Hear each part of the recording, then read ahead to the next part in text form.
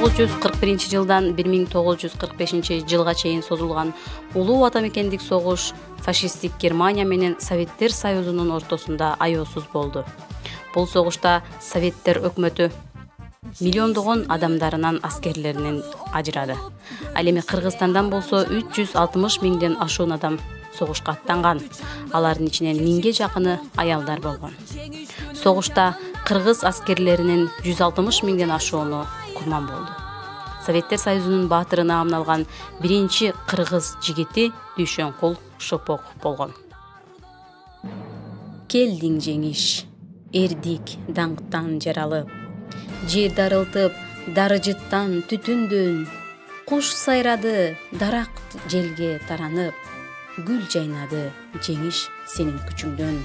Сенин баркың канын төккөн эл билет, нурга бөлөп бейпил кутман жер үстүн, чоктой кызыл байрак болуп желбиреп, жадырай бер жылдан жылга жеңиш күн.